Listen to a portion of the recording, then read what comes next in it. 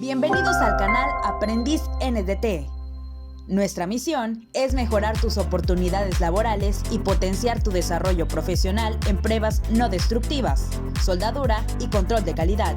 Bien, un repaso así súper rápido sobre la clasificación de las técnicas, en este caso en particular, del método llamado líquidos penetrantes. Entonces, como ya se ha dicho en muchos otros videos, en los mismos manuales, la técnica es la adaptación del método para cumplir con una necesidad. Esa es la técnica.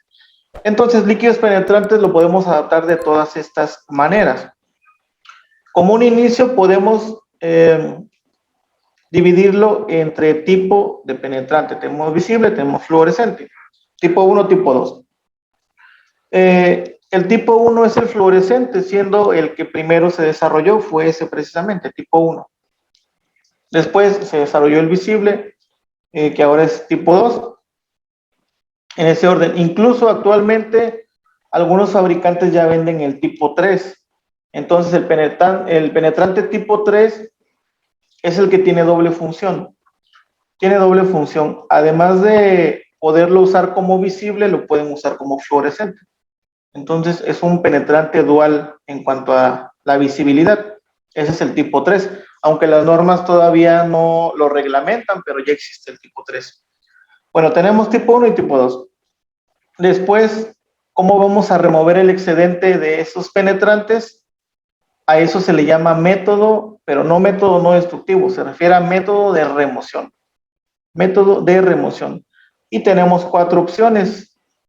Método A, que es con agua, método B, que es un posemulsificable, lipofílico, método C, que es con solvente, método D es otra vez posemulsificable, pero hidrofílico. Yo tengo 4 opciones para remover el excedente.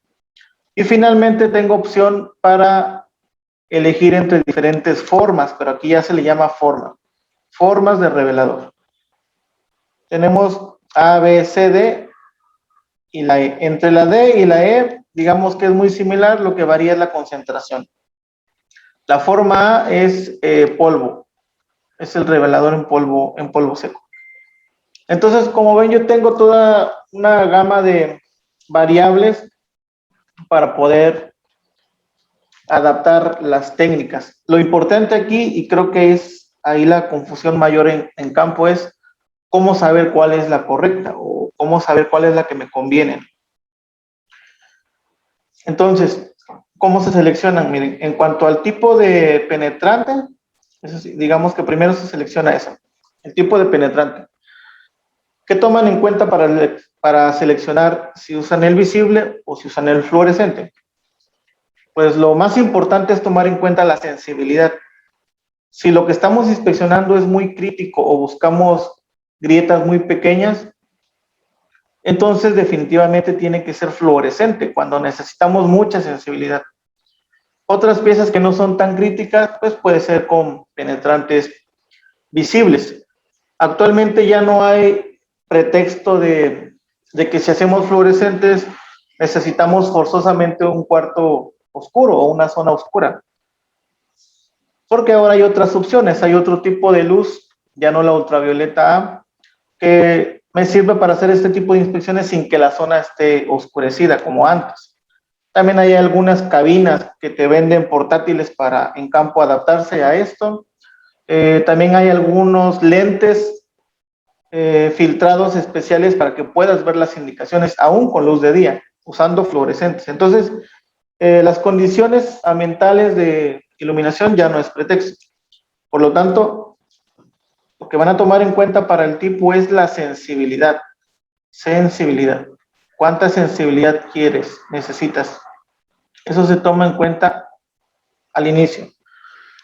Una vez que decimos, bueno, la pieza no es crítica, el cliente no me pide fluorescentes, pues vamos a lo más clásico, al tipo 2 visible. Después viene lo bueno. Ahora, ¿cómo decido cómo voy a quitar ese penetrante?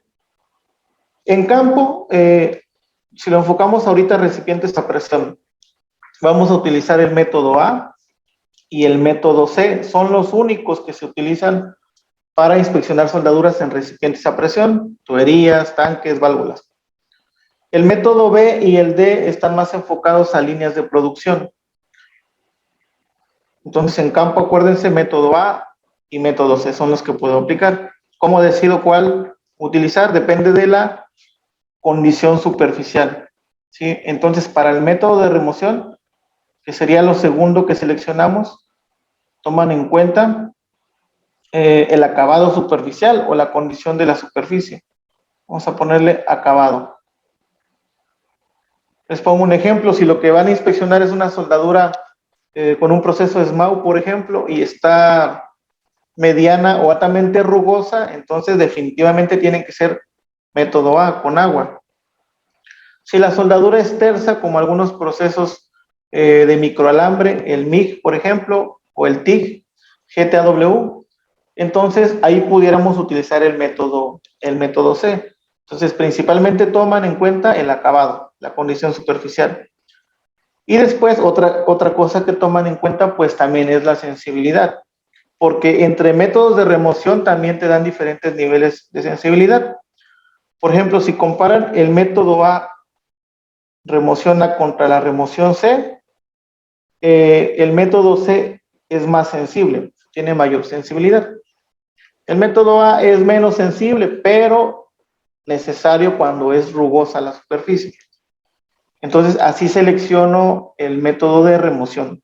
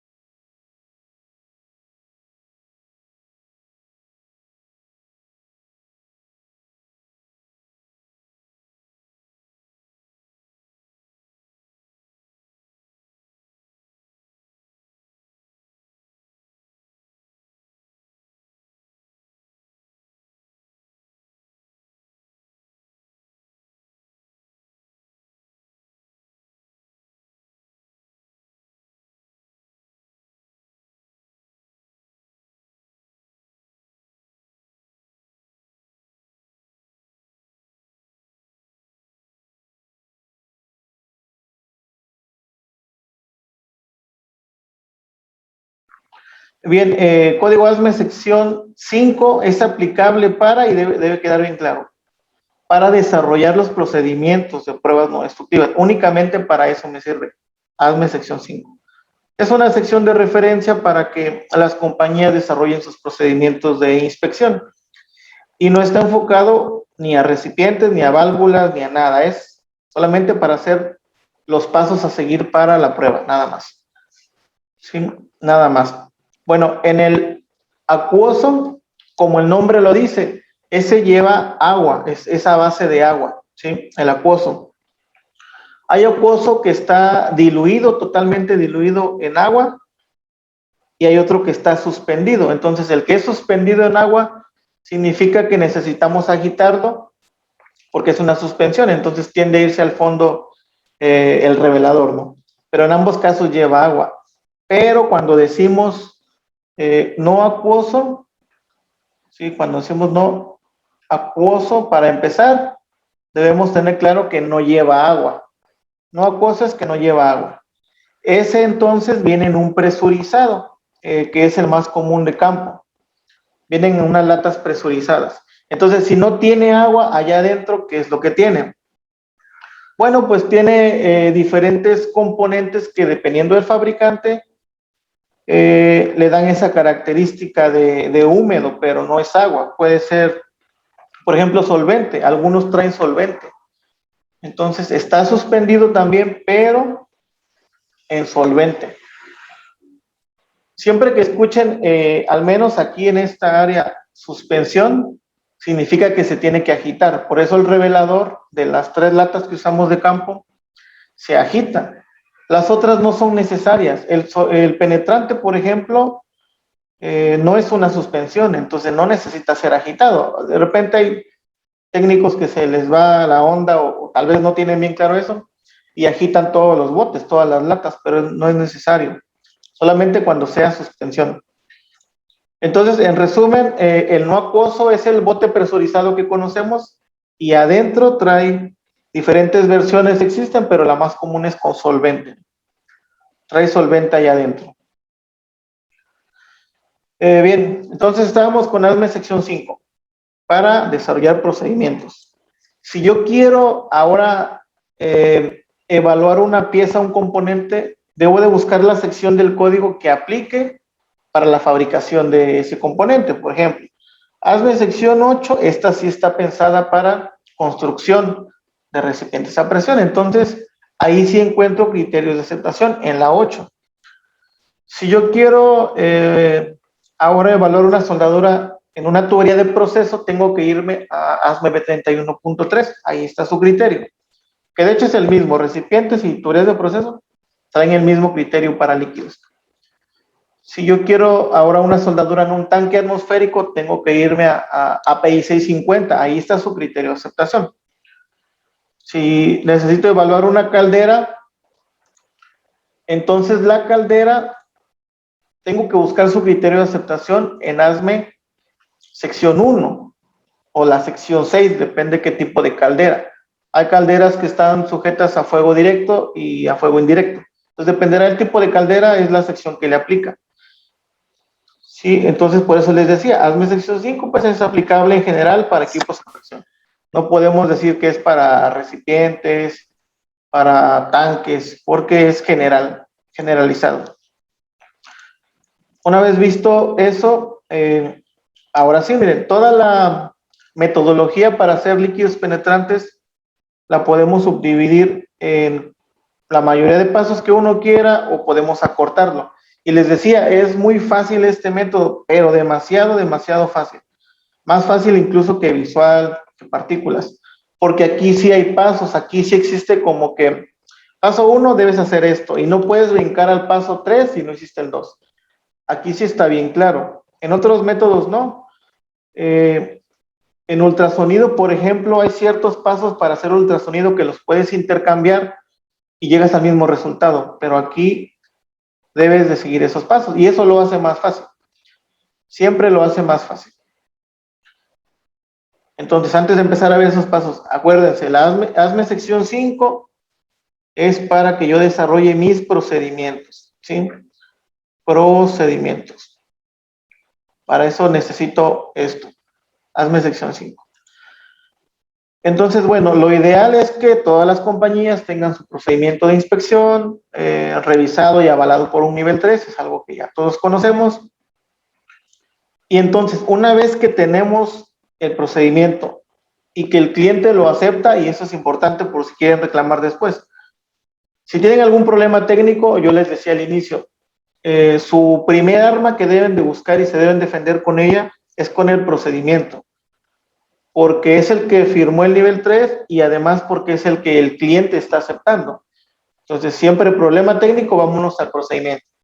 Si estando en el procedimiento no se resuelve el problema, no encontramos la solución, pues brincamos ahora a la especificación del cliente, si es que existe, y si no, nos vamos al código original, que sería en este caso ASME. ¿Y por qué digo la especificación del cliente? Porque si estamos trabajando, por ejemplo, no sé, para ENI o para Pemex, que tienen sus propias especificaciones, después de mi procedimiento, el siguiente paso es ir a la especificación de ENI, a la especificación de Pemex, por ejemplo. Y si tampoco ahí lo encontramos, ahora sí llegamos a las normas originales de referencia, que puede ser alguna ISO, puede ser estas normas americanas, ASME sección 5. Lo van a llevar en ese orden lo van a llevar. Bueno, el primer paso aplicable aquí para recipientes a presión y equipos a presión en general. Hay unos prerequisitos o requisitos previos a que inicien a trabajar, por ejemplo, el nivel de iluminación. Aquí es importante porque digan ustedes o ustedes mismos respóndanse. ¿Cuándo haciendo líquidos penetrantes. ¿Cuándo han visto ustedes que en un patio, en un taller, en una plataforma marina, un técnico que va a hacer líquidos penetrantes lleve su medidor de luz?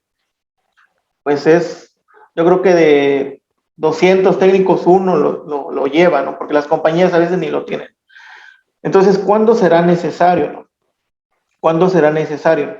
Vean, Código ASME dice que la verificación de las fuentes de luz se requiere solamente demostrar una vez. Solamente demostrar una vez. ¿Cuál sería el ejemplo? Algunas compañías que son auditadas por sus propios clientes, dentro de las auditorías verifican condiciones ambientales.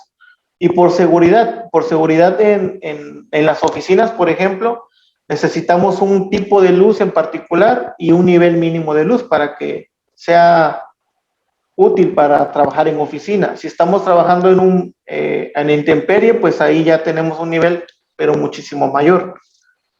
Entonces, no siempre necesitan medir o estar midiendo el nivel de luz, porque si están a luz de día en la intemperie, incluso aunque estuviera nublado, ese nivel de luz que están viendo aquí, 1076, se cumple por mucho y hasta de sobra, ¿no? Hasta de sobra.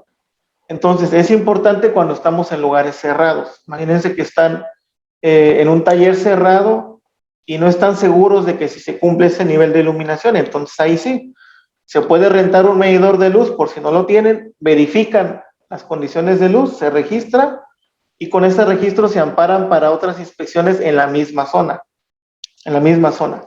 Si después cambian de taller o de nave, pues necesitan verificar otra vez el nivel de iluminación en esa otra zona, pero solamente una vez.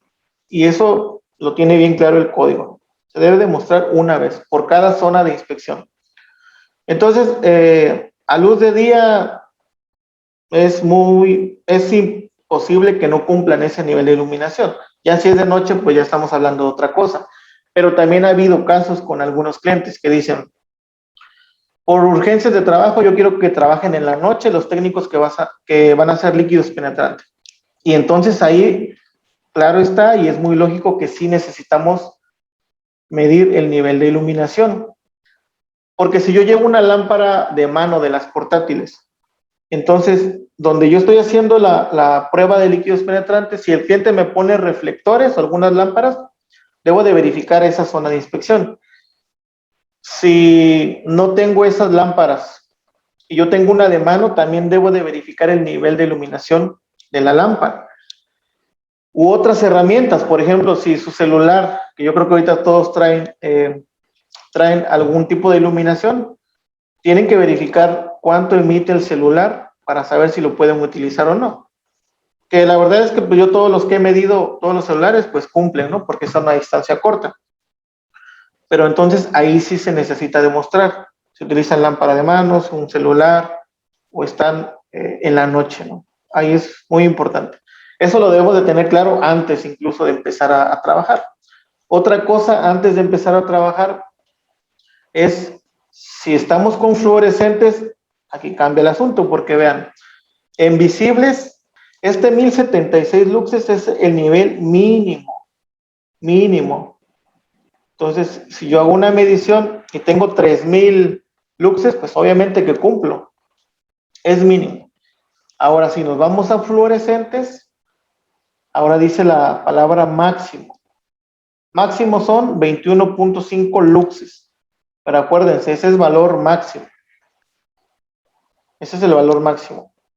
Y a veces suena chistoso, pero a veces no distinguen entre mínimo y máximo. Y entonces ahí es donde se equivocan en el examen. Aguas con eso. Entonces, seguimos con los fluorescentes. Máximo puedo tener 21.5 luxes. Y la luz ultravioleta UVA, ahí es mínimo. Vean, otra vez está la palabra mínimo. 1000 microwatts por centímetro cuadrado. Entonces, no vayan a confundir esos 1000 microwatts con los luxes, porque no sé si lo recuerdan algunos o lo han leído. En ediciones anteriores de las normas no decía 1076, decía 1000 luxes, lo cerraban así. Era como redondear la unidad. Entonces, como decía 1000 luxes, casi siempre lo confundían con 1000 microwatts, pero son unidades diferentes. Ahora, afortunadamente, pues ya lo acercaron más a la realidad y es 1076 luxes. Entonces, cuidado con mínimos y máximos. Quiere decir entonces que en fluorescentes necesito hacer dos verificaciones de iluminación. Primero, luz visible que no rebase de esta cantidad y luego luz ultravioleta A que tenga como mínimo 1000 microwatts por centímetro cuadrado. Y es importante eso que acabo de mencionar, VA. Luz ultravioleta, hay muchas versiones de luz VA, desde la A hasta la D. En inspección, en pruebas no destructivas, utilizamos el rango A, ultravioleta A. A este se le puede llamar luz negra, a los otros ya no. Solamente a este rango, al VA, a ese sí, le pueden llamar luz negra. Estos niveles que estamos mencionando como mínimos y máximos, hablando de los fluorescentes precisamente, 1000 microwatts es al momento de que estamos interpretando las indicaciones. Ahí es donde debemos de cumplir con eso. En etapas anteriores a la interpretación no necesariamente necesito 1000 microwatts, puedo tener menos y no pasa nada. Entonces eso sí creo que es una pregunta bien interesante, ¿no? Porque a veces desde que están quitando el exceso de penetrante, se preocupan porque ahí necesitan 1000 microwatts, y no es cierto, ahí no los necesitan. Son necesarios al momento de interpretar. Interpretar. Ahí es donde necesitamos cumplir con estos niveles de iluminación. Y repito, estos dos, 21.5 luxes y 1000 microwatts, son para VA, a la luz negra, porque hay otro tipo de luz que ahora permiten las normas, donde ya no necesariamente es eso. Pueden cambiar los datos. Y aquí tenemos dos versiones actuales de lámparas de luz VA. Las más baratas y más prácticas pues son estas, las portátiles. Las portátiles. Acá hay un tema con los filtros. Si nosotros le quitáramos el filtro que trae, que el mismo fabricante le pone, y usamos esa lámpara sin el filtro, entonces no estamos cumpliendo con lo que las normas dicen, que dice, vas a utilizar la ultravioleta A en una longitud de onda de 365 nanómetros, ¿sí? Esa es la longitud de onda pico preferida para hacer inspección, preferida. Porque si yo tengo una longitud de onda mayor o menor, la fluorescencia de los líquidos no alcanza su máximo. Entonces yo necesito tratar de cumplir con 365 nanómetros. ¿Y cómo lo hago? Pues teniendo el filtro que el propio fabricante me da. Ellos fabrican esos filtros de tal manera que cumplan con la normativa, que es 365 nanómetros. Incluso las lámparas más grandes, por ejemplo, hay algunas que son de vapor de mercurio, como esta que está ahí. Si el filtro está roto o se lo llegaran a quitar, incluso les puede dañar hasta la piel, porque están utilizando otro tipo de luz ultravioleta que ya no es segura para la piel. Entonces necesitan hasta por seguridad ese filtro. Por eso Código ASME dice, si tú ves el filtro roto, en automático debes reemplazarlo. Si encuentras una grieta en tu filtro porque se te cayó la lámpara, pues necesitas reemplazarlo. Es necesario reemplazarlo. Entonces, eso es en cuanto a ultravioleta A. Otro requisito previo, aquí todavía no empezamos a inspeccionar, es la temperatura. La temperatura estándar para este código es como mínimo 5 grados centígrados, como máximo 52 grados centígrados. A ese rango de temperatura se le llama temperatura estándar. Estándar. Significa entonces que si yo voy a inspeccionar un recipiente en alguna zona del país, a lo mejor en fabricación en algunos estados, y entran a trabajar en la mañana, ni siquiera han alcanzado los 5 grados centígrados ambientales, y pues en el acero menos. Entonces hay piezas, me ha tocado trabajar con unos recipientes y estructuras también, que si tú mides la temperatura tienen 2 grados centígrados, entonces ahí ya no puedes usar el procedimiento convencional, tendrías que usar un procedimiento diferente. Entonces ahí escuchen bien, no estoy diciendo que sea imposible trabajar a otras temperaturas, sí se puede, pero adaptando el procedimiento. Entonces hay compañías que por necesidad, o imagínense otros países más fríos que necesitan trabajar a 0 grados centígrados. Entonces ellos adaptan sus procedimientos como lo dice el código, con unos bloques de aluminio. Hay otras necesidades en campo también. Hay algunas tuberías de proceso, recipientes o en algunos otros equipos donde están a más de 52 grados centígrados. Entonces, ¿puedo hacer líquidos penetrantes? Sí se puede, pero modificando el procedimiento, recalificando el procedimiento. Entonces, ¿sí se puede hacer otras temperaturas? Sí lo adaptan, sí lo adaptan. Te da una opción, dice, localmente tú puedes calentar tu pieza o enfriarla incluso para llegar a ese rango de 5 a 52. Puedes calentar o enfriar lo que te haga falta para llegar a ese rango. Y aquí volvemos a lo mismo de la luz de la luz visible. Cuando han visto a un técnico de campo, son muy pocos que tengan su termómetro cuando están haciendo líquidos penetrantes. Porque esto es crítico cuando nos vamos a los límites, ya sea al inferior o al superior. Si yo conozco que la línea es caliente, que incluso ni siquiera puedo acercar la mano, pues digo, bueno, voy a ver la temperatura porque seguramente estoy pasado, ¿no? O si la pieza está muy fría, digo, bueno, ahora sí necesito medir la temperatura. Pero si estás en una temperatura común en algunas partes del país, como, no sé, Ciudad del Carmen, Tabasco, Veracruz, etcétera, pues no creo que sea tan necesario esto. Pero habría que tener una a la mano en auditorías por lo menos para demostrar. Algo que les recomiendo también es hacer un pequeño checklist antes de que se vayan a campo. No sé en qué instalaciones trabajen, pero bueno, algunos van a plataformas, algunos van a talleres, algunos van a patios. Y conviene hacer un pequeño checklist para que no se nos olviden las cosas, porque nos pasa a todos, ¿no? Nos pasa. Entonces, los procedimientos deben de tener un pequeño checklist y decir, como mínimo necesitas lo siguiente, ¿no?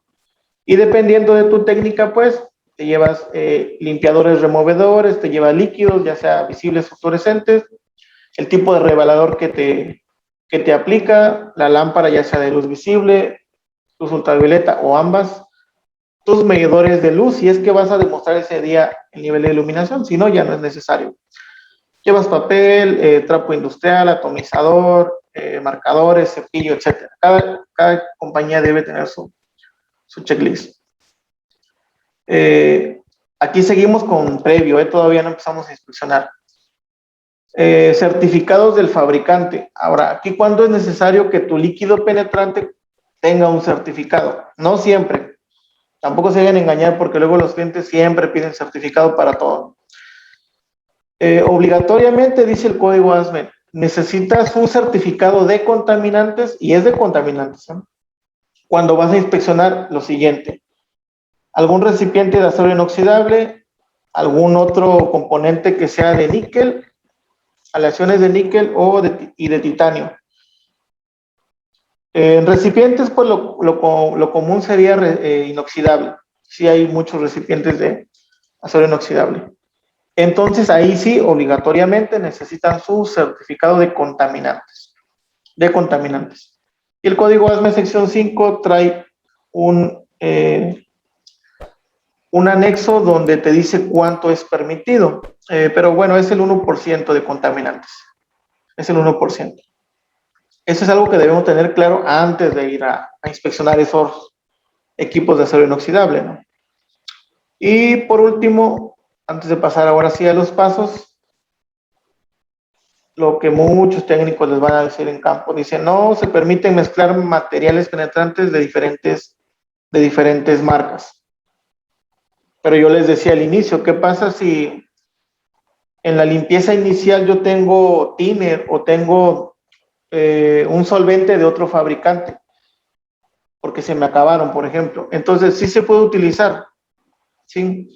Cuando dice que no debes de mezclar materiales penetrantes de diferentes marcas, es al momento de ya estar procesando la pieza. Pero antes de iniciar la prueba, en la limpieza inicial, ahí puedes mezclar entre diferentes marcas, incluso hasta thinner se utiliza. Pero estamos hablando de la preparación inicial y ahorita lo voy a aclarar. ¿Cómo sé que estoy con limpieza o con preparación inicial? Pues bueno, mira, vamos a ver ahorita un pequeño esquema. Otra cosa que no van a encontrar en el código ASME sección 5 es el porcentaje de inspección. No lo trae porque el código ASME es una sección de referencia hablando de la sección 5 para los procedimientos. Entonces, sabemos que el volumen de la inspección depende del presupuesto que se tenga y lo más importante del plan de calidad que se tenga en la fabricación de esos recipientes. O si el recipiente ya está operando, está usado, entonces acuerdo entre el cliente y el proveedor de este tipo de servicios van a decir el 50% de las soldaduras, el 20%, el 10%, o solo las boquillas del recipiente, o solo los cruces de soldadura. Eso ya son acuerdos. Entonces el código ASME sección 5 nunca te va a decir qué tanto se va a inspeccionar. Eso es acuerdos con el cliente o si estamos en fabricación, pues lo que diga el plan de control de calidad, el plan de inspección y prueba. Ahí encontramos el porcentaje.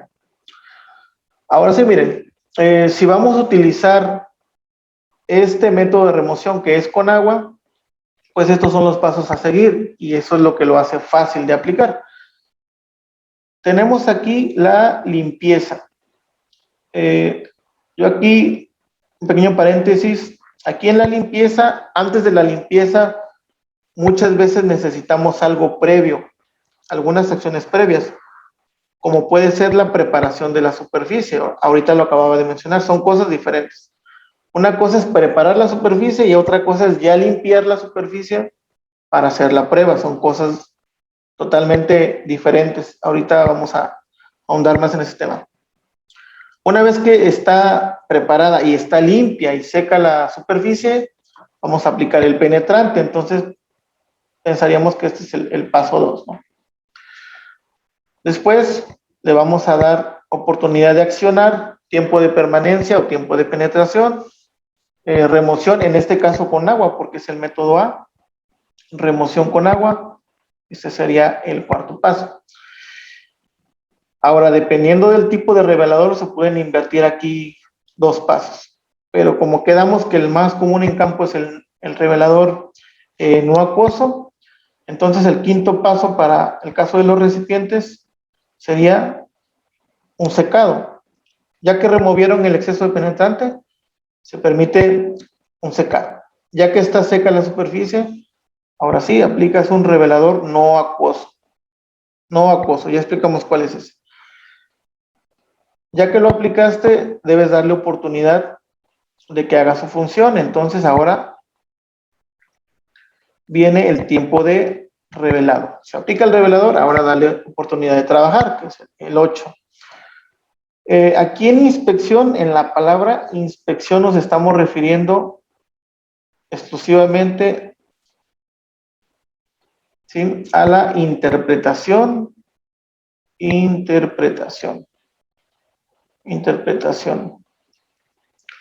Además de interpretar, ahí también está involucrado la medición, si es que encontramos algo relevante.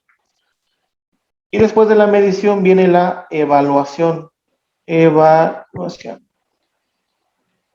Entonces, esas tres acciones están englobadas en algo que se llama inspección, porque lo anterior son simplemente etapas. Y es bien conocido que quien debe hacer esta en especial, pues debe ser mínimo un nivel 2 certificado, ¿no?, como mínimo. Entonces, el nivel 1 o incluso los aprendices o los auxiliares pueden ayudarte en las etapas anteriores. Pero ya en esas de interpretar, medir y evaluar, necesariamente debe ser un nivel 2 o un nivel 3. Entonces, esta sería la novena etapa. La última, además del reporte de inspección, pues es limpiar la pieza. Limpiar la superficie que inspeccionamos. Entonces, estos pasos no van a cambiar, eso lo hace más fácil. si estamos con el método A. Y ahora, aquí no importa si tu prueba es visible o fluorescente, los pasos son exactamente los mismos, con la diferencia de que tienes iluminaciones diferentes, pero los pasos son exactamente igual, no cambian. Si nos vamos al método C, es muy parecido, ¿no? Tenemos la limpieza, aplicas penetrante, tienes su tiempo de penetración, tienes la remoción del penetrante, solamente que aquí vean, no sé si ya habían visto esta versión, dice remoción inicial sin solvente y luego remoción con solvente, Entonces, no porque se llame técnica de remoción con solvente, quiere decir que luego le vas a echar solvente. Se inicia con un trapo o papel limpio y seco sin solvente y después la segunda etapa ya es humedecido ligeramente con solvente. Muchas veces ya ni siquiera es necesario el solvente, depende del acabado superficial. Entonces son 2 etapas ahí. Después nos vamos a otra pasada si es necesaria. O sea, hay varias remociones aquí. Y dice sin solvente la última. Sin solvente. Entonces, aquí estamos en la remoción, pero vean que son 3 etapas cuando son necesarias. Se aplica el revelador no acuoso también. Después, tiempo de revelado, la inspección y la limpieza. Aquí, después de haber removido el penetrante, si se dan cuenta, ya no hay una etapa de secado y en el anterior sí.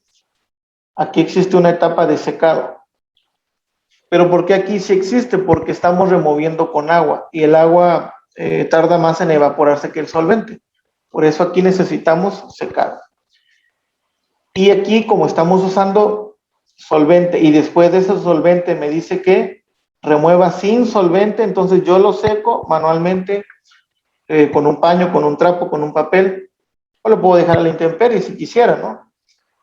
Entonces aquí ya no hay una etapa de secado como tal porque el solvente es muy volátil y se seca rápido. También dependerá de la condición ambiental o temperatural. Entonces digamos que nosotros como técnicos niveles 1 o niveles 2 o incluso nivel 3 se nos puede pasar, debemos de tener estos diagramas bien claros para tener todas las etapas en orden, Que nos llegamos a equivocar, pues pasa, puede pasar. Es más fácil entonces en tu procedimiento incluir este tipo de diagrama. Una vez que ya tenemos entendido todo esto, ahora sí podemos empezar a chambear, empezar a trabajar. Aquí la única restricción para lo que vayas a utilizar al remover el exceso de penetrante es que no deje residuos. Entonces, si lo que estás usando es papel que no deja residuos, entonces sin problema lo pudieras utilizar. Pero si es un papel demasiado suave, demasiado delgado y la superficie es rugosa, pues por la misma rugosidad cuando vas utilizando este material te va dejando residuos y ahí pues ya no es correcto. Entonces la única condición es que no deje residuos o que no deje pelusa en el peor de los casos, ¿no? como la estopa. Ahora hay algunos papeles que también dejan eso. Entonces regularmente, y si se tiene, es preferible con trapo industrial limpio y seco. O si van a utilizar papel, pues que sea de una consistencia adecuada, como no recuerdo ahorita la marca, pero hay un papel similar al de la cocina, pero no es para la cocina, de color azul. Ese sí es más práctico. La condición es que no deje residuos, nada más. Entonces, bien, vamos a ver la diferencia entre preparación de la superficie y limpieza. Entonces, cuando yo ya llegué al área de trabajo, al taller, al patio, a donde vaya a trabajar, pues me voy a encontrar con eso, ¿no? Allá tengo mis recipientes, si están usados, pues ya tienen pintura, tienen óxido. Entonces, la preparación superficial, la primera etapa, se refiere a que no debes tener algo que te enmascare o que te tape las discontinuidades, como es la pintura o el óxido. Entonces, si la superficie está oxidada, aunque tú le apliques solvente, no vas a quitar ese contaminante. Entonces necesitas algo antes de limpiar, una preparación. ¿Y cuál puede ser? Si no es mucho, puede ser con un cepillo de alambre. Ahora, si la oxidación es mayor o tiene escamas, necesitas un cepillo mecánico o una carda, no sé cómo lo conozcan. En algunos casos más severos se necesita incluso de sandblast. Entonces, el chorro de arena, por ejemplo, no en todas las técnicas lo permiten, algunas sí, otras no, pero más va enfocado hacia el material. Porque imagínense que van a inspeccionar aluminio. El aluminio es un material suave, blando. Pues por lógica no se le aplicaría chorro de arena porque podría tapar las discontinuidades, ¿no? Pero en un acero comercial, un acero de carbono, el San Blas no le veo tanto problema. Y es necesario a veces aplicar chorro de arena. Entonces puede ser chorro de arena, puede ser cepillo mecánico, puede ser carda, puedes utilizar removedores de pintura, puedes utilizar ácidos, puedes utilizar vapor desengrasante, vapor caliente. Todo esto es preparación de la superficie. Incluso ha habido casos que me ha tocado donde es necesario incluso esmerilar. Esmerilar la superficie para darle un acabado que me permita hacer la prueba. Porque si la superficie está exageradamente rugosa, entonces líquidos penetrantes, pues ya no es la mejor prueba que podemos hacer. Ya no es práctico. Debe haber un margen de rugosidad. Pero se puede preparar la superficie. Se puede preparar. Entonces a eso le llamamos preparaciones antes de empezar a limpiar.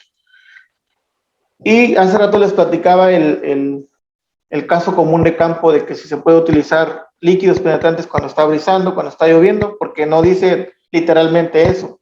Pero vean lo que debo de evitar en la superficie. Dice, vas a limpiar 1 pulgada a cada lado de tu zona de interés, asegurando lo siguiente, que la superficie en primera esté seca. Entonces, al decir que la superficie debe estar seca, pues obviamente que si está lloviendo, está brisando y no tienes algo que te cubra, pues se va a mojar la superficie y ya no cumpliríamos con el código. Ya no cumpliríamos. Y entonces, pues este fue un caso real eso fue en plataformas, que el cliente, pues ya saben, son negreros y decían, pues que el técnico trabaje aunque esté brisando, porque no era lluvia completamente, era brisa. El técnico le decía, no, es que no puedo, ya casi digo el nombre de la empresa, pero ya me escucharon. Bueno, el cliente dice, no, tienes que trabajar porque te estamos pagando y no sé qué. Y entonces en el procedimiento no traía esa restricción, se fueron a la norma, bueno, nos consultaron a nosotros, y solamente por este pequeño párrafo que está en el código ASME, pues el cliente ya quedó satisfecho y dice, bueno, no debe estar mojada, que te pongan algo para que no te mojes, pero trabájale. Pero bueno, al menos ya no se mojaba la superficie ni el técnico, ¿no? Entonces, fíjense, contaminantes, el agua es un contaminante al momento de ya estar haciendo la prueba. Entonces debe estar seca en la superficie, libre de suciedades, como por ejemplo grasa, libre de pelusa. Por eso algunos trapos o algunos papeles o estopas no se pueden utilizar porque debe estar libre de pelusa. Debe estar libre de rebabas, de gotas de soldadura, de escoria, de pintura, libre de aceite o algún otro material que interfiera con la inspección. Entonces yo debo asegurar que esté libre de todo eso, todo eso. Y además de que esté seca la superficie, ¿no? De que esté seca. Entonces, como necesito esas condiciones limpia y seca, son 2 condiciones, acuérdense, limpia y seca. Una vez que yo preparé la superficie, si es que fue necesario, por ejemplo, esos recipientes, si le voy a hacer prueba a las boquillas o a los cruces de soldadura, tengo que quitar primero la pintura. Esa es preparación de la superficie. Después limpio, que ahora sí ya sería con la misma marca de los penetrantes, y permito secar. Por ejemplo, en este recipiente a presión tenemos ahí una entrada hombre con su solapa, y entonces como tenía pintura, pues nosotros utilizamos para removerla, porque era una capa bastante gruesa, utilizamos cepillo mecánico y además utilizamos removedor de pintura, porque con el puro cepillo mecánico La soldadura estaba muy rugosa, entonces no era tan fácil entrar en algunos orificios. Utilizamos entonces removedor de pintura, carda. Al final ya pasábamos a esto, lo que es la limpieza. ¿Sí? Entonces primero se quitó la pintura con carda, cepillo de alambre, removedor de pintura. Después pasamos a esto, limpieza con solvente. Aquí sí ya idealmente pues debe ser solvente del mismo fabricante de líquido penetrante, pero solamente hasta esta etapa, vean, del mismo fabricante de líquido penetrante. Cuando estás en la limpieza, si estás en la preparación puedes usar hasta thinner y no pasa nada, pero en la limpieza, aquí sí, del mismo fabricante. Entonces hice la última etapa, que es limpiar con el solvente del mismo fabricante. Ahora viene un secado, que es un tiempo corto, porque como es solvente es muy volátil, se seca rápido, pero sí necesito un tiempo mínimo establecido en mi procedimiento, porque si por las prisas ustedes le aplican solvente a la soldadura, están limpiando con solvente, no dejan secar y le aplican de manera inmediata el penetrante, entonces el penetrante se diluye y pierde sus propiedades. Entonces el penetrante en esta etapa de la prueba no debe hacer contacto con el solvente. Por eso existe una etapa de secado. Se debe evaporar ese solvente que utilicé para limpiar. ¿Cuánto tiempo? No hay un tiempo establecido por las normas. Dice que según estas condiciones ambientales y temperatura de la superficie, lo pongamos en el procedimiento. Hay algunas zonas muy calurosas donde con 3 minutos es suficiente, algunas son 5, algunas son 8, algunas son 10. Me ha tocado ir a algunos talleres donde si las piezas son pequeñas, no estoy hablando de recipientes, de piezas más pequeñas, las meten en hornos a secar. En algunas fundidoras me tocó ver que conectaban pistolas esas que son para aire caliente para el cabello, y entonces con eso apoyaban el secado para que fuera más rápido. Tú te puedes apoyar de todo esto, pero sí debe existir un secado. Entonces yo ya estaría cumpliendo las dos condiciones que les digo. Ya está limpio, ya está seco, y ahora sí puedo aplicar el penetrante. Puedo aplicar el penetrante. Hay diferentes maneras de aplicar penetrante.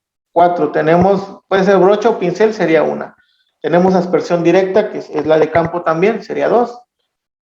Para algunas ensambladoras o para algunas compañías que fabrican piezas pequeñas, es más práctico comprar penetrantes por galones o incluso por tambos más grandes, meterlos en un recipiente y las piezas meterlas en ese galón o en ese contenedor que tengan. Entonces a eso se le llamaría inmersión. Las piezas las puedes meter en penetrante y las sacas a escurrir. No es aplicable para recipientes, pero existe. O puede ser por vaciado, que agarren un recipiente, vacíen el penetrante sobre la pieza y la dejan escurrir. También es posible, ¿no? Pero si estamos hablando de recipientes, tuberías de proceso, de válvulas, de tanques, pues las aplicables y prácticas serían estas dos. Puede ser con una brocha, con un pincel, con aspersión directa o combinándolas, ¿no? Combinándolas es algo práctico también. Aplican directo el penetrante y con la brocha simplemente lo van esparciendo para que lo cubran completamente. Y acuérdense, aquí no es necesario que agiten la lata que contiene el penetrante porque no está suspendido, no es una suspensión. Entonces no sé por qué tienden a veces a agitarlo, pero bueno. Aplicas el penetrante de alguna de estas maneras. Aquí la condición es que cubras tu área de interés, que es tu soldadura, tu zona afectada por el calor, y 1 pulgada mínimo a cada lado. Mínimo a cada lado. Entonces ahí estoy mostrando la fotografía del lado de una boquilla de un recipiente.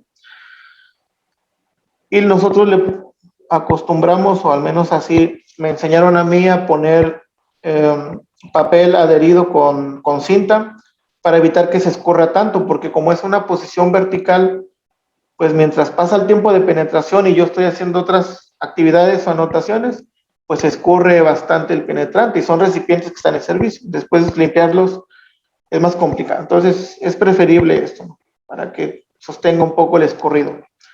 Pero bueno, eso ya es maña, ya eso es opcional. Entonces aplicas tu penetrante y debes de tener en cuenta cuánto es tu tiempo mínimo de penetración. Fíjense, esta tabla dice lo siguiente: para que tú determines tu tiempo de penetración mínimo, necesitas tomar en cuenta tres cosas. Considera el material que estás inspeccionando, considera la forma de ese material y considera el tipo de discontinuidad que estás utilizando. Son tres cosas. Imaginemos que es una soldadura en un recipiente que apenas está fabricando. Entonces, un acero comercial entra aquí en steel, aquí estas soldaduras, y lo que busco en esas soldaduras pues es porosidad, faltas de fusión, grietas, etcétera. Si yo estoy con esas tres condiciones, el tiempo mínimo de penetración son 5 minutos. 5 minutos. No 10 como todos lo quieren hacer pensar. No siempre son 10 minutos. Aquí dice que con 5 es suficiente. Pero hay una restricción, ¿no? Una restricción. Si yo estoy inspeccionando otro tipo de piezas que ya no son las que acabo de mencionar, por ejemplo, materiales extruidos, forjas, o estoy inspeccionando una placa, ya no la soldadura, sino la placa, el material base, entonces el tiempo ya no son 5 minutos mínimo, ahora son 10, porque busco otro tipo de discontinuidades, vean. Busco traslapes en la superficie, pliegues, y busco grietas. Entonces ahí el tiempo mínimo es 10. Ahora, consideren la nota 1, aquí, nota 1. Dice la nota 1, para rangos de temperaturas desde 10 a 52 grados. 10 a 52 grados. ¿A qué se refiere? Que todo lo que está aquí, todo esto, es válido solamente si tu superficie está entre 10 y 52 grados. Ahí es válido eso. ¿Y qué pasa si no? Bueno, pues ahí punto y seguido dice, para temperaturas de 5 grados hasta 10, incluso hasta 10, el tiempo mínimo de penetración debe ser 2 veces el valor tabulado. 2 veces el valor tabulado. Ejemplo, si yo estoy inspeccionando una soldadura en un recipiente a presión y la temperatura es, imaginemos, 4 grados centígrados. Imagínense que están inspeccionando en, no sé, Toluca o en algún lugar frío. 4 grados centígrados. Entonces, el tiempo mínimo ya pasaría a ser 10 minutos. Si yo estoy inspeccionando una instrucción o una forja, entonces el tiempo mínimo, si estoy a 4 grados centígrados, pasa a ser 20 minutos. Ahí el tiempo mínimo ya se fue a 20. Entonces, aquí sí traten de tener bien claro cuándo es 5, cuándo es 10, cuándo es 5, cuándo es 10. Son tiempos mínimos. Tiempos mínimos. Y simplemente lo duplican, ¿no? Duplican los tiempos cuando estás a menor temperatura. Entonces, cuando la temperatura de la superficie tiende a ser más baja, por ejemplo, 4, 3, 2 grados centígrados, entonces el penetrante se vuelve más viscoso y tarda más en penetrar. Por eso necesita más tiempo.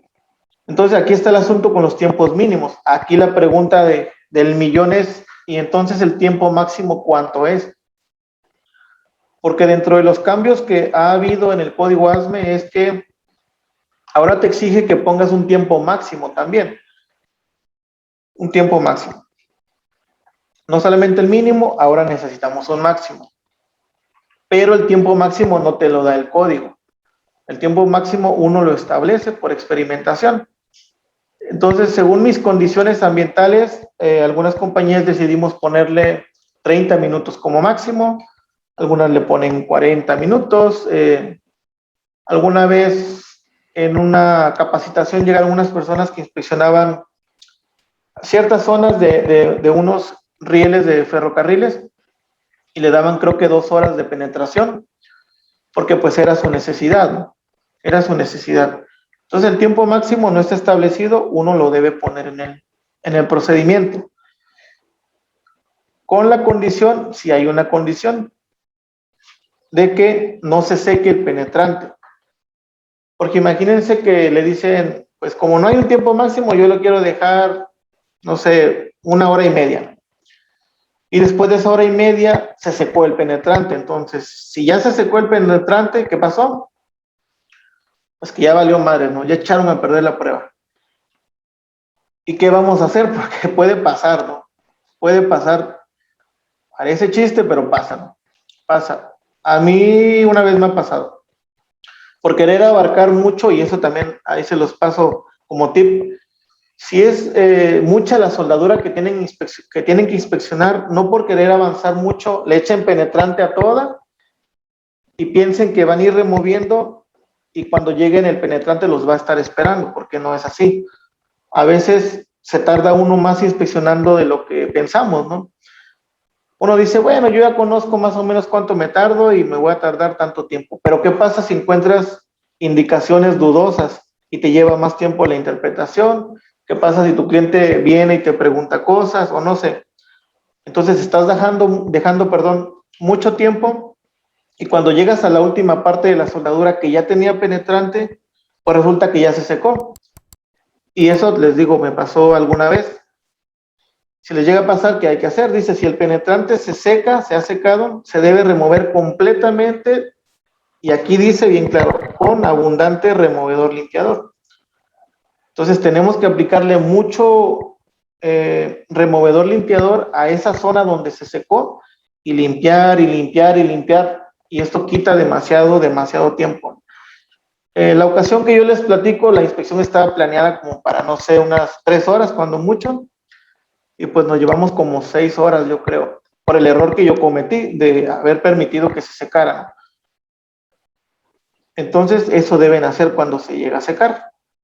Tienen que aplicarle mucho solvente y limpiar, y le vuelven a aplicar solvente y limpiar, hasta que la mayoría de lo que entró o lo que está adherido, pues se haya eliminado. Esa es la acción que se debe tomar.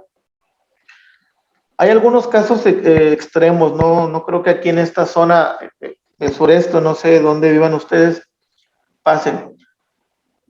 ¿Qué pasa si yo me doy cuenta que el penetrante ya se empezó a secar, pero todavía no pasa mi tiempo mínimo de penetración? Imaginemos que las condiciones en las que estoy me dice el procedimiento, mira, a ti te aplican mínimo 10 minutos, pero ¿qué tal si a los 7 minutos yo noto que se está secando el penetrante y todavía no llego al mínimo? Ahí lo que dicen las normas es, agarra otra vez tu lata, tu presurizado de penetrante, y aplícale penetrante fresco encima de ese que ya se está empezando a secar, para humectarlo y darle un poquito más de tiempo para llegar al mínimo, que serían los 10, ¿no? Entonces, esa es la acción, humectar el penetrante que ya está puesto en la superficie. ¿Cómo lo humecto? Pues poniéndole penetrante fresco, el que está todavía dentro de la lata, del presurizado. Entonces, se permite reaplicar durante este tiempo. Entonces, aguas con eso. Entonces, hasta aquí, pues vamos bien. Ahora, ya que estamos aquí con el tiempo de penetración, ya transcurrió el mínimo, y ahora voy a remover el excedente.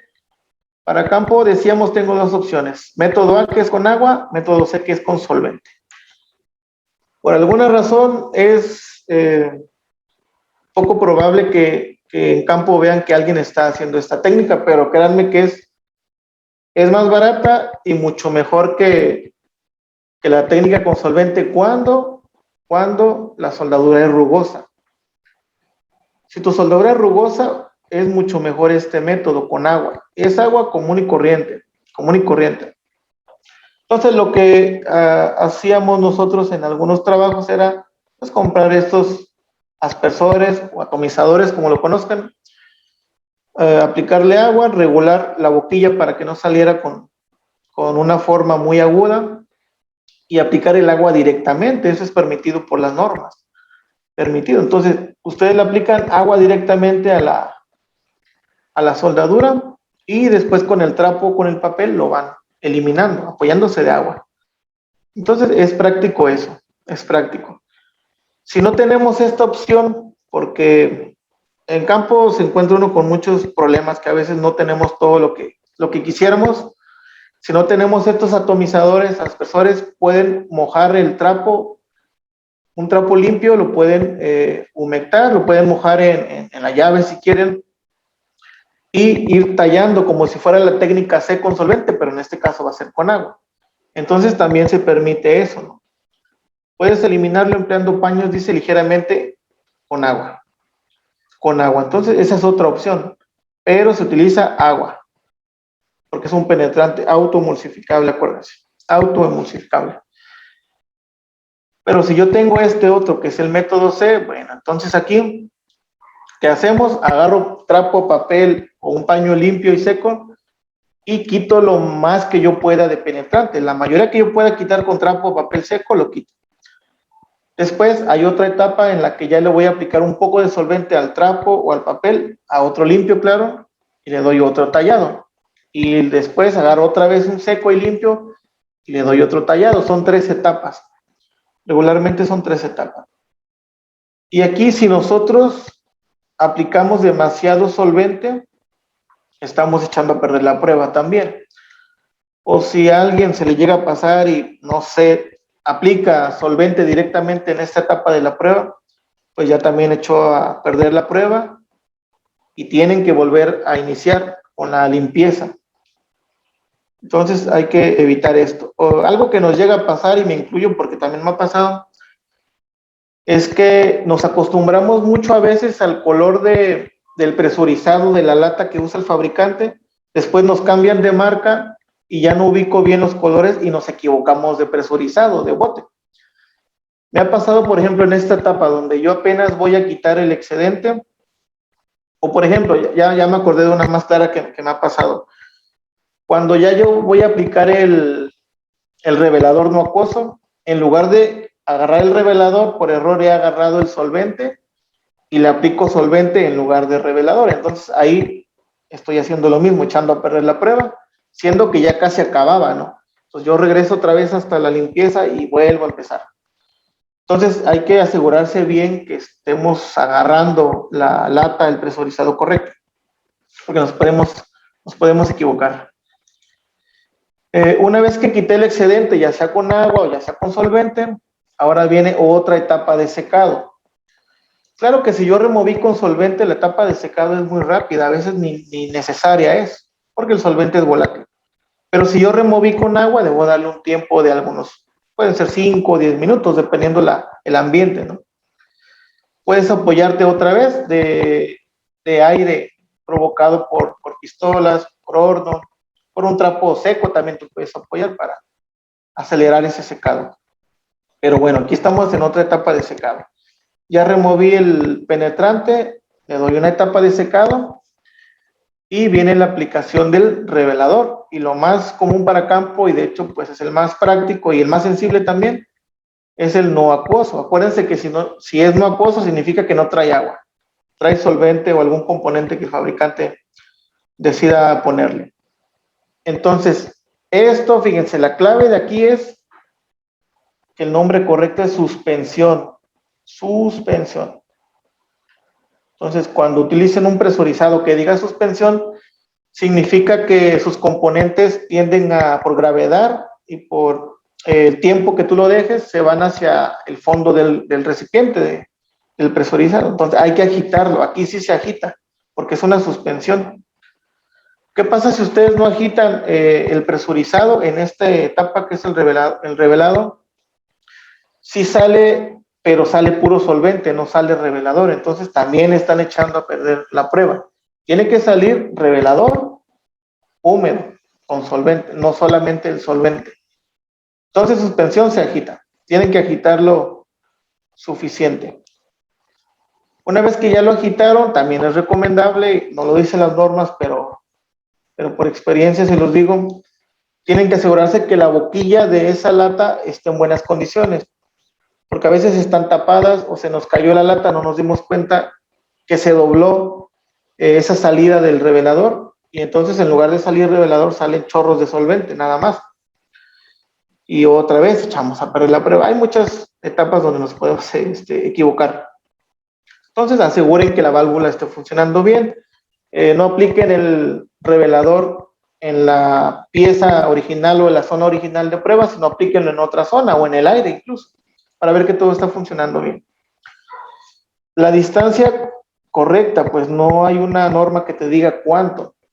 La experiencia te va a ir dando esa guía de que si debes estar cerca de tu superficie o lejos de la superficie, porque depende de la presión que cada uno le ejerza. Usando, y lo pueden hacer ustedes con algunos compañeros, usando el mismo presurizado, las personas, dependiendo de quién lo aplique, saca diferente presión de revelador. Hay personas, no sé, a lo mejor tienen mucha fuerza, son muy bruscos, que sacan con demasiada presión el revelador. Algunas otras personas lo hacen como con miedo o muy suave y sale muy poquito. Entonces es diferente la distancia que ellos usan para aplicar el revelador. Otra cosa también, si hay mucho viento o estoy a la intemperie, necesito estar más cerca de la superficie de donde voy a aplicar el revelador, porque el mismo viento se lleva un poco de ese revelador, debo estar más cerca entonces. Puede variar, les digo, de la persona, puede variar de la marca, incluso del revelador. Hay algunas marcas que ejercen más presión, otras, la persona, las condiciones ambientales. Entonces, esto que ven ahí de 25 a 30 centímetros, no siempre es cierto. Depende de cada caso en especial. No siempre es cierta esa distancia. Aquí puede haber dos situaciones. Los tengo aquí al final. Dice, si el revelador es aplicado en exceso o si se escurre o se chorrea, se debe reprocesar desde el inicio. La pieza otra vez se reprocesa. Si aplicamos en exceso o si se escurre. Pero ¿qué pasa si ocurre lo contrario? ¿Qué pasa si yo le apliqué revelador y fue muy ligera la capa? Le falta, pues ahí no hay tanto problema, porque le aplico otra capa adicional y ya está, ¿no? Entonces, es preferible que les falte revelador porque le pueden volver a aplicar y continúan con su prueba. Pero si ustedes le echan revelador de más o se escurre o se chorrea, pues ya no hay vuelta atrás. Hay que reiniciar. Es mejor que le falte. Una vez que ya se aplicó, llegamos acá. El tiempo de revelado. El tiempo de revelado para todos los tipos de reveladores o todas las formas de reveladores, el código AS me dice que son 10 minutos como mínimo para poder empezar con la interpretación. Entonces, mínimo 10 minutos. El tiempo máximo también está establecido. Por ejemplo, si son secos los reveladores, son 4 horas máximo que puede estar. Si son base agua, son 2 horas. Si es no acuoso, como el de los presurizados, pues máximo 1 hora, que son 60 minutos. Puede estar incluso 60 minutos durante este tiempo de la interpretación. Y no estoy diciendo que se tengan que esperar 60 minutos, sino es el tiempo máximo. Es el tiempo máximo. A veces no conviene dejarle tanto tiempo porque la indicación, si es que hay algo relevante, crece demasiado y me impide hacer una buena interpretación. O si yo tengo 3 poros que están cercanos uno con el otro, le doy mucho tiempo de revelado, entonces sus indicaciones, sus manchas se unen en una sola y a veces ya me es más difícil interpretar. Entonces no hay que exagerar en el tiempo porque a veces es difícil interpretar. Entonces recuerden, la norma dice de 10 a 60, pero nosotros podemos poner en el procedimiento, va a ser de 10, en esta compañía va a ser de 10 a 20 minutos, por ejemplo, o de 10 a 30 minutos, y ya, para no dar ese spam demasiado grande. Entonces, ya que está el tiempo mínimo de penetración y estoy en ese rango aún, pues ahora viene interpretar y tener claro qué es lo que voy a medir. ¿Qué es lo que voy a medir? ¿Voy a medir la indicación o voy a medir la discontinuidad? Eso hay que llevarlo ya en mente desde antes de empezar a interpretar. Entonces, en el caso de recipientes a presión, tuberías de proceso, tanques, lo que se mide es la indicación, es el sangrado o la mancha, no sé cómo lo conozcan ustedes, pero la palabra correcta es indicación. Eso es lo que voy a medir, la indicación. Por ejemplo, esta fotografía, esta imagen que les pongo ahí, que es precisamente de un recipiente, tengo una indicación relevante cuyo diámetro fue de aproximadamente 3 milímetros, un octavo de pulgada, de la indicación. Pero el poro es muchísimo más pequeño, demasiado pequeño, que a veces la resolución de la regla o el flexómetro o el vernier no es suficiente. Pero la norma dice, para equipos a presión vas a medir la mancha del sangrado. Entonces se mide y nos dio un octavo aproximadamente, pero de indicación. Entonces, respecto a la interpretación, yo creo que es bien sabido que necesitan hacer inspección visual o necesitan tener conocimientos de inspección visual para poder hacer la interpretación. Si alguien no conoce un poco, al menos las bases de soldadura, pues va a ser difícil que viendo esta imagen decida si cumple o no cumple con el código, porque pues no conoce de soldadura. A lo mejor a alguien que no conoce se le ocurre ver esto que está aquí, que es por falta de limpieza, y dice, pues eso está mal, porque hay algo en el metal base, ¿no? O aquí en la soldadura hay algo porque se ve como una manchita así como que roja y pues va para atrás, está rechazado. Pero por no conocer de soldadura, ¿no? Entonces el requisito es que se conozca la pieza que van a inspeccionar siempre, siempre, siempre. Si van a inspeccionar válvulas fabricadas a través de fundición, deben de conocer un poquito de fundición. Si van a inspeccionar una pieza forjada, deben de conocer un poco de forja. Si van a inspeccionar soldadura, deben de conocer un poco de soldadura. Eso va a facilitar el trabajo. Y entonces, por ejemplo, aquí tenemos un primer ejemplo para interpretar. De todo lo que hemos visto, quiero que aquí observen primero la capa de revelador, si es la correcta o no es la correcta. ¿Qué otras conclusiones pueden sacar? ¿La limpieza fue la correcta o no fue la correcta? Y tercero, ¿hay indicaciones relevantes o no relevantes? Respecto a la capa de revelador, digamos que va mucho de la mano con qué tan efectiva fue la remoción del exceso de penetrante. Pero, por ejemplo, ustedes alcanzan a ver por ahí, de hecho ya lo había encerrado, algunas pues rastros de penetrante que está en el fondo. Eso es normal que quede, no pasa nada con eso. En las soldaduras igual hay algunas indicaciones, de hecho hay varias, pero la coloración me dice que es porque me faltó remover un poco de penetrante, pero no es nada grave. No es nada grave y les voy a explicar el motivo por qué no. Si yo por alguna razón no estoy tan seguro de eso que estoy encontrando aquí, o el cliente viene y dice, pues yo creo que esta soldadura está mal porque yo le veo manchas rojas, ¿no? Muchos clientes así dicen. Como me faltó un poco de limpieza o de remoción de penetrante, es permitido por la mayoría de normas que yo agarre un trapo o un papel seco, quite ese revelador que ya apliqué, lo quito y trato de remover el penetrante que me faltó, pero ya sin aplicarle solvente, ya con puro trapo, papel seco. Entonces hago como que otra limpieza, o una limpieza adicional, eso es lo correcto. Hago una limpieza adicional, una remoción adicional y vuelvo a reaplicar revelador. Y en esta segunda reaplicación, entonces la capa va a quedar más clara, más blanca. Más blanca. Y de hecho confirmo, porque si en esta segunda aplicación vuelve a salir esa indicación con la misma coloración, significa que entonces sí hay algo relevante ahí. Entonces me sirve hasta para confirmar cuando no se tiene mucha experiencia o se tiene dudas. Con poca experiencia, yo lo que haría en este caso sería quitar ese revelador, les digo, remover un poco más de penetrante y reaplicar revelador, y con eso, ¿no? Ya teniendo un poco de maña, pues dicen, no tiene nada, está bastante bien esa soldadura. Tiene algunas salpicaduras de soldadura, por ahí se ven algunos golpes de arco tal vez. Eso lo reportan, lo ponen como observación en su reporte, pero no es una indicación de líquidos. Es algo que desde fabricación se dejó ahí. Los de control de calidad ahí lo dejaron y pues ellos sabrán sus razones. Como quiera se pone como un comentario, ¿no? Pero respecto a líquidos penetrantes, esta soldadura no tiene nada, está bastante bien. Está bastante bien. Ahora observen esta capa, esta es otra boquilla, es una entrada también de un recipiente.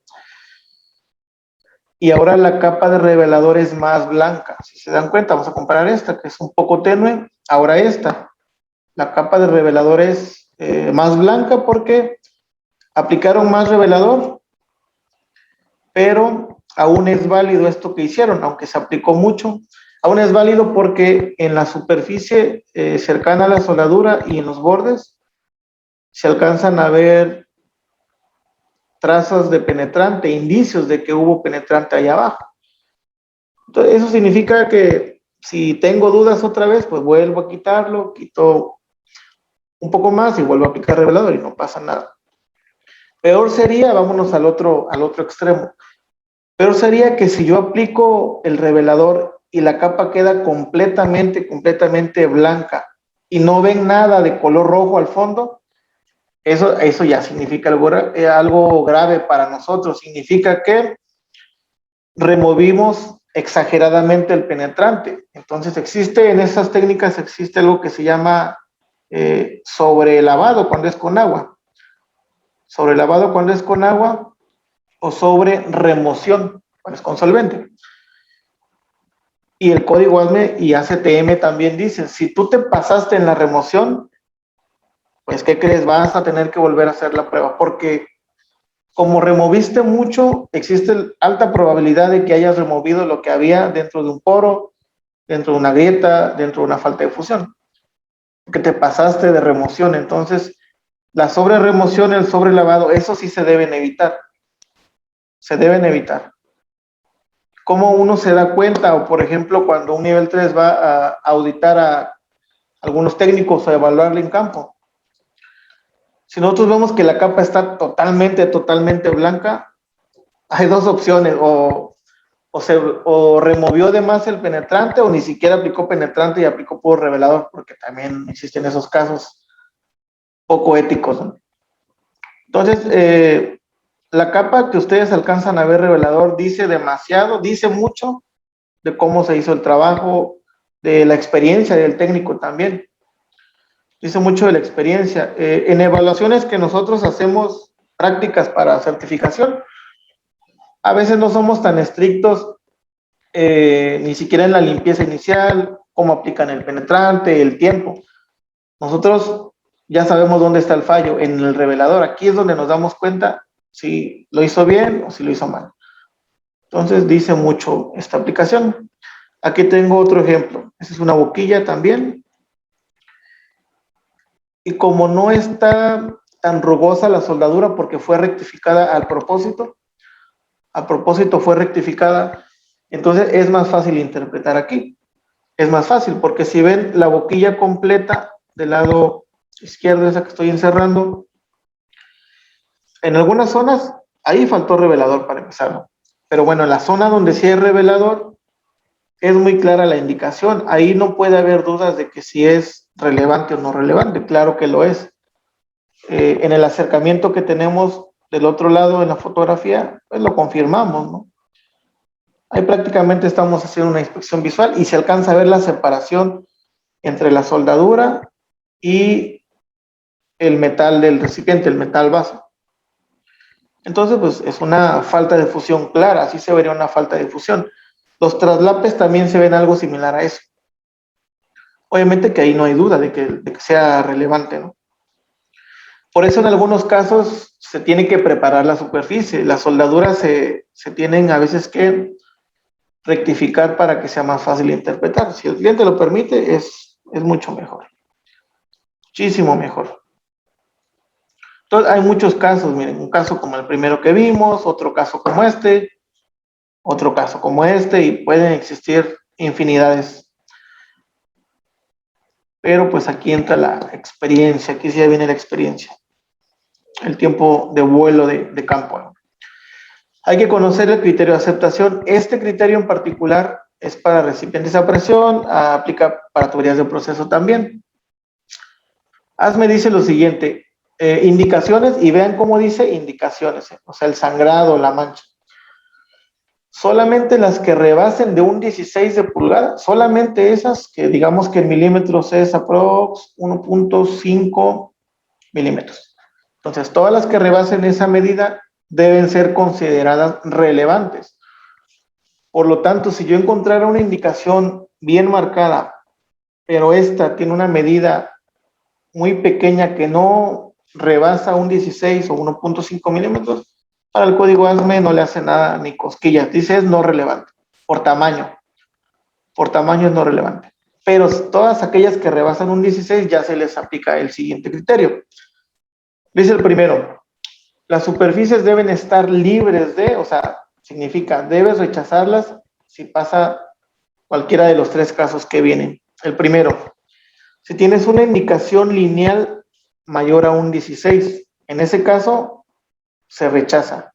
Cuando es lineal y rebasas de un 16 de pulgada. Segundo caso, si es redondeada relevante y rebasas de 3.16, ahí se rechaza. Vean cómo es más flexible para las redondeadas. Te acepta 3 veces más que una lineal, hasta 3.16.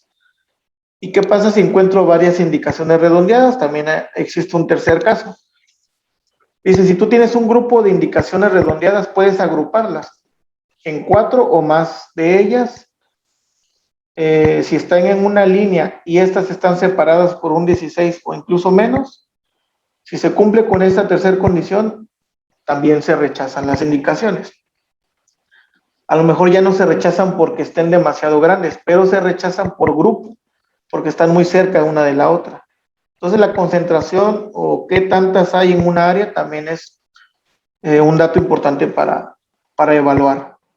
No es lo mismo entonces que si tuviéramos una soldadura, no es lo mismo que tengas 1 o 2 poros que digamos que están aceptados, a que tengas muchos poros que incluso individualmente estén aceptados, pero como son bastantes y agrupados, entonces los vas a evaluar en grupo.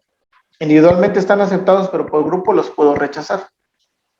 Entonces yo tengo 3 casos aquí: lineales, redondeadas o redondeadas en grupo.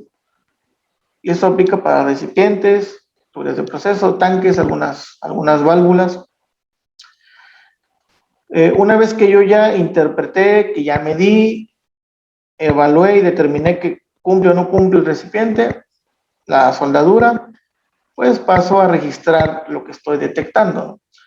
¿Qué puedo registrar? Se puede registrar la localización, el tipo de indicación, si es redondeada, lineal, la dirección, la longitud, los espacios y fotografías actualmente. Fotografías.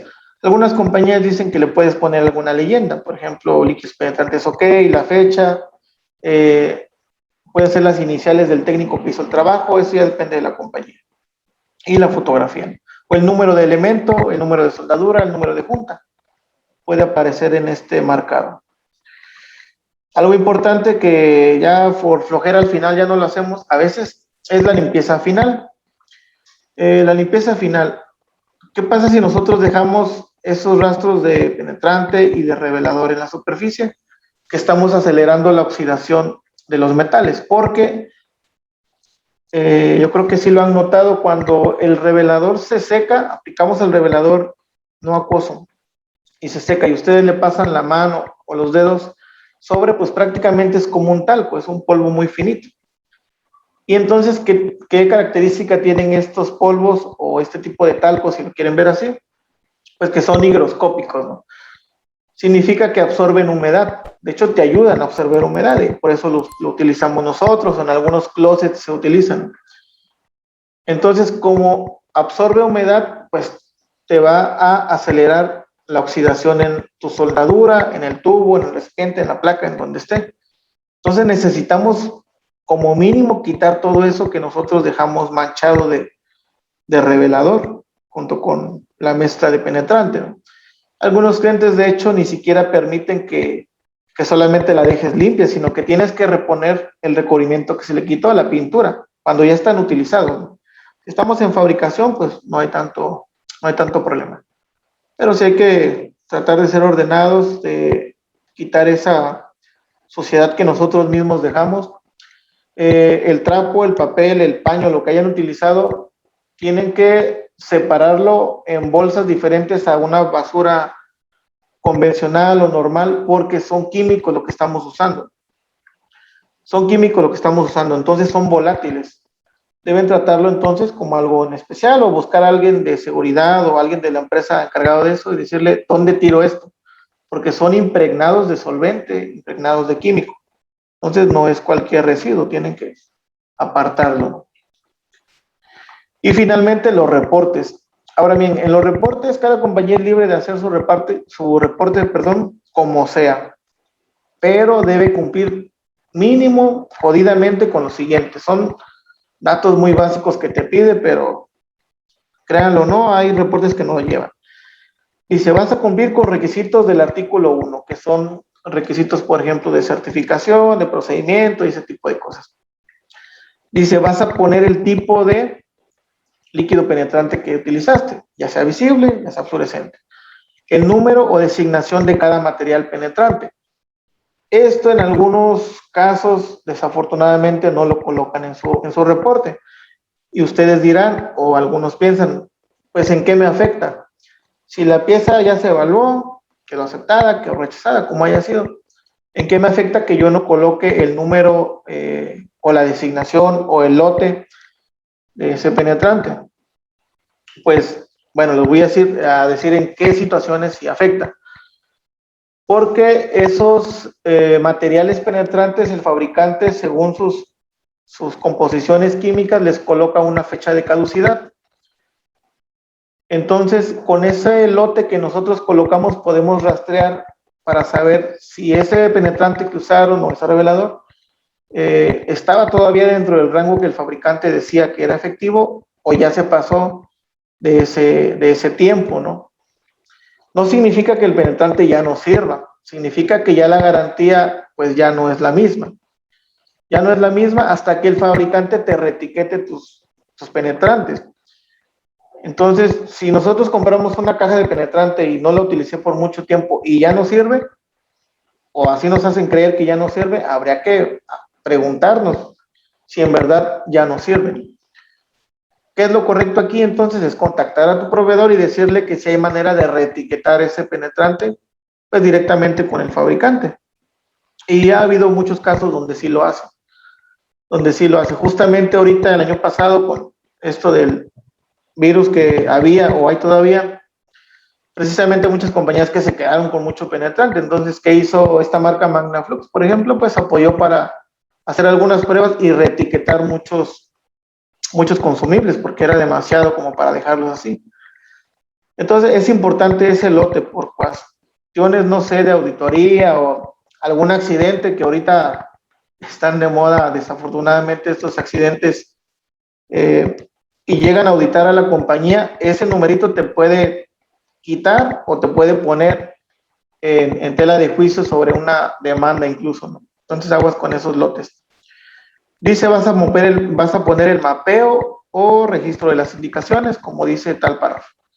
Tipo de material examinado, te piden los espesores, el equipo de iluminación, si es que se utilizó algo adicional a la ambiental, como las lámparas. Y entonces, esto mínimo, más otras cosas que uno como compañía decide poner, se va colocando en algunos formatos que son libres de elegir, ¿no? Por ejemplo, los que nosotros utilizamos generalmente trae estas secciones. La primera dice información general. ¿Qué es el cliente? ¿Cómo tú le llamas o cómo describes la pieza que examinaste? ¿Qué número de pieza o componente estás inspeccionando? ¿Qué tipo de material? La zona inspeccionada, el acabado, la etapa. Por ejemplo, miren, aquí en la etapa de inspección se refiere a que si están inspeccionando algo nuevo que pudiera ser fabricación, hay algunos que trabajan aquí en esta etapa de las piezas, fabricación. A lo mejor otros ya no están en fabricación y la inspección es mantenimiento. Puede ser mantenimiento. Algunos otros vamos a inspeccionar cuando se repara algo. Entonces aquí sería reparación, cuando es el caso, ¿no? Cuando es el caso. Entonces, a eso se refiere con etapa de inspección. Esos son datos generales del proyecto, de la compañía, el sitio. Ahora sí, cosas técnicas, hay condiciones del examen. Tenemos procedimiento. Necesitamos poner un número de procedimiento, obviamente que exista ese documento. porque esa es la base para hacer nuestro trabajo. La revisión del procedimiento y obviamente la norma con la que se desarrolló ese procedimiento. Como bien dice la lista anterior, el tipo de penetrante, si es tipo 1, si es tipo 2, si es visible o fluorescente, ahí se pone. El método de remoción, se removieron con agua, con solvente, con algún emulsificador. Y los materiales. El removedor tienen que colocar la marca o si el fabricante de ese removedor, el código y el lote. Penetrante, lo mismo, marca, código, lote. Revelador, lo mismo, marca, código y lote. Entonces, el código y el lote son cosas diferentes. Los tiempos, el tiempo de secado, tiempo de penetración, otra vez el tiempo de secado y el tiempo de revelado. Tipo y nivel de iluminación. Necesitan, les recomiendo que sí tengan cuidado aquí con el tiempo de penetración, sobre todo, porque les voy a poner un ejemplo real, bueno, ha pasado varias veces. Imagínense que están usando un procedimiento que te dice, si tú encuentras indicaciones redondeadas y estas tienen 5 milímetros de tamaño, de diámetro de indicación, todavía están aceptadas. Imaginemos que ese es el criterio. Entonces, bueno, llega una compañía, hace líquidos penetrantes y le da demasiado tiempo de revelado a esa prueba. Entonces, hay un poro pequeñito, pero como le dio mucho tiempo de revelado, mucho tiempo de penetración, en todo exageró este técnico, entonces la indicación, pues a lo mejor va a ser demasiado grande, ¿no? Y este técnico reporta que su indicación tenía 11 milímetros. 11 milímetros. Entonces el cliente dice, pues yo no estoy contento con esa inspección, voy a mandar a otra compañía o que me cambien de técnico. Entonces llega otro técnico y se va a lo mínimo, le da 5 de penetración, le da 10 de revelado, y cuando él hace la prueba, dice, pues no tiene 11 milímetros. Esta indicación tiene 4.5 milímetros. Entonces cada quien lo está viendo desde su punto de vista. El técnico 1 dice que tiene 11. El técnico 2 dice que tienen 4.5 milímetros y ambos tienen razón. ¿Cuál fue la diferencia? Pues los tiempos que utilizaron. Por eso es importante que registren sus tiempos, a lo mejor no tan exactos con segundos, pero sí un tiempo lo más cercano posible a lo real, para que si hubiera esa discrepancia de resultados en inspección y mandan a tener una tercería o un nivel 3 que ha pasado, pues ustedes estén tranquilos y digan, ese es el resultado usando estos tiempos. Si él usa otros tiempos diferentes, obviamente que va a llegar a otros resultados. Entonces los tiempos hay que registrarlos. Finalmente los resultados, criterio de aceptación basado en, aquí se pone la norma de dónde sacaron el criterio de aceptación y el resultado. Algunas compañías deciden ponerle dentro de norma, otros le ponen aceptado, otros le ponen una palomita, o sea, ya cada compañía decide. Y los responsables. El inspector nivel 2 que hizo la prueba, algunas compañías acostumbran a tener un supervisor o a un líder de los inspectores, de los técnicos, y finalmente pues el cliente revisa también. Y pues eso es lo entregable, eso es lo que nosotros damos como evidencia de todo nuestro trabajo y es lo que nos va a respaldar. Créanme que problemas hasta legales, esto es lo que nos respalda.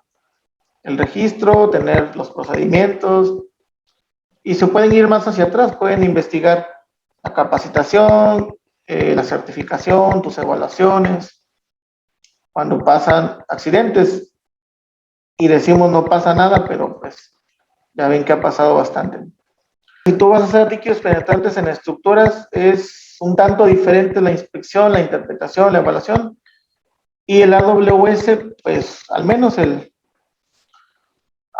más común para aceros al carbono, que es el de 1.1, este te va a mandar a la norma ASTM para hacer tu procedimiento, a la E165.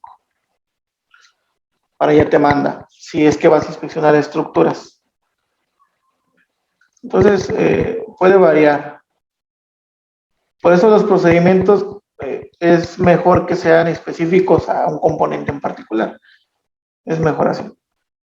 Ahorita en el reporte mencionaba yo que no es lo mismo el código de la lata o del bote presurizado, no es lo mismo el código que el lote.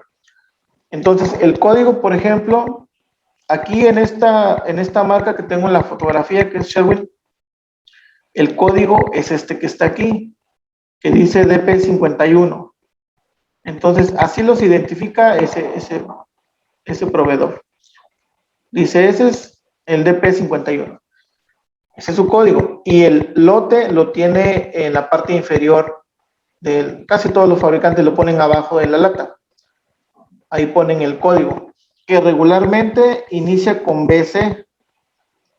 Algunos inician así. Algunos inician con una B y le ponen el símbolo este. Entonces, ese es el baño, el lote. O simplemente lo ponen en español, así tal cual, el lote. Entonces, una cosa es código, otra cosa es lote. Vamos también con eso. Gracias por visitar nuestro canal. Suscríbete y activa las notificaciones para no perderte ningún video y comparte con tus amigos. Contáctanos en www.pndsmexico.com. Y si quieres seguir aprendiendo, búscanos en Spotify y TikTok como Aprendiz NDT.